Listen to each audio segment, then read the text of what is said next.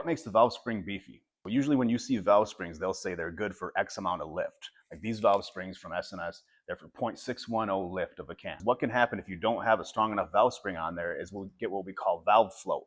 And valve float, if you can imagine, if you ever, when you was a kid, you'd take a blade of grass and put it between your thumbs and blow in it and it would make a whistle, like a reed instrument, like a clarinet, where it can't hold the air closed, so it'll flutter. Valve float will usually happen at higher RPMs because the valve spring can't keep the valve closed hard enough for the amount of lift that's coming and the amount of RPMs that are coming. And you'll get like a hesitation, like a stutter. It'll feel kind of like a rev limiter. Valve spring durability or capability is measured by tensile strength.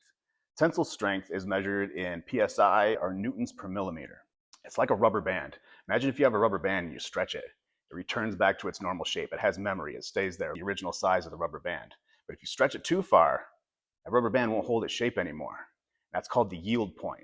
That's when the material yields. It can't go back to its original shape. It's gone too far and either stretches out of shape or breaks completely. Think about your camshaft, how much lift you're having. I'll use mine as an example. This is a CompCam's 240-250 cam. The 240-250 is referencing the duration, how long the valve is staying open.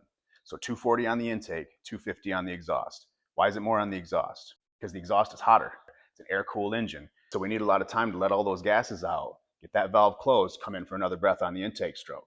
The lift on this camshaft is 0.522 on the intake and 0.485 on the exhaust.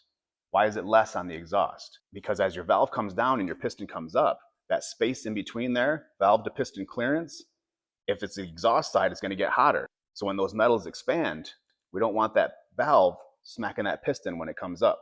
As the camshaft rotates 360 degrees, the valve is open for 240 degrees of that 360.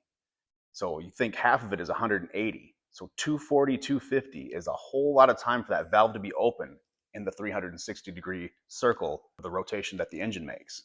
You're not pulling much vacuum because the valve is open for so long.